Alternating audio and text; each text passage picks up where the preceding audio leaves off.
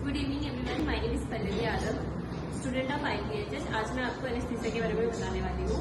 Anaesthesia एक ऐसी medication होती है जिसके कारण पेशेंट अनकॉन्शियस हो जाता है। जितने भी प्रोटेक्टिव रिफ्लेक्स हैं वो कम हो जाते हैं, मेमोरी लॉस हो जाती है, उससे पेन जैसी सेंसेशन का फील नहीं होता।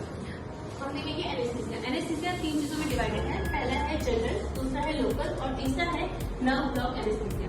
जनरल एनेस्थीसिया सर्जरी से पहले दिया जाता है, जिसमें पेशेंट अनकॉन्शियस हो जाता है, उसे पेन नहीं होता है और जितने भी प्रोटेक्टिव रिफ्लेक्स है यानी अपने बचाव के लिए वो जो कर सकता है वो सब बंद कर देता है।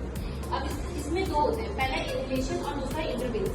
इनहेलेशन में दो आते हैं, पहला है वॉलेटाइल यानी केमिकल लिक्विड्स होते हैं जिसे पेशेंट स्मेल करता है, जिसमें आइसोफ्लुवेन है। दूसरा है गैस, जिसमें नाइट्रोजिनस ऑक्साइड्स को पेशेंट इनहेल करता है और अनकॉन्शियस हो जाता है। वही दूसरा है इंटरवेंस यानी हमारे वेन्स के थ्रू जाता है।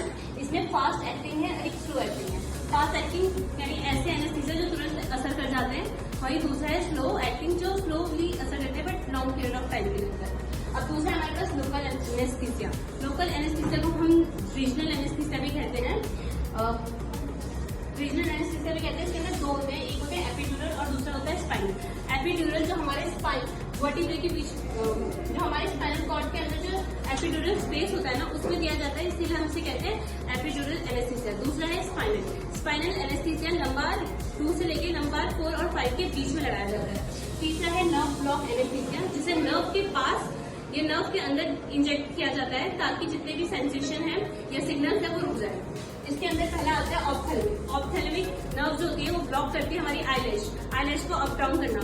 दूसरा आता है स्पाइनोपैलेटिन नर्व, ब्लॉक करता है हमारी नोज पे यानी स्मेल करने की पावर को। तीसरा है ट्राइजेमिनल जो हमारी फेशियल एक्सप्रेशन को ब्लॉक कर देता है। चौथा है लंबार एपिड्यूरल और थॉरिक जो ब्लॉक करता है हमारे थॉट और नेक।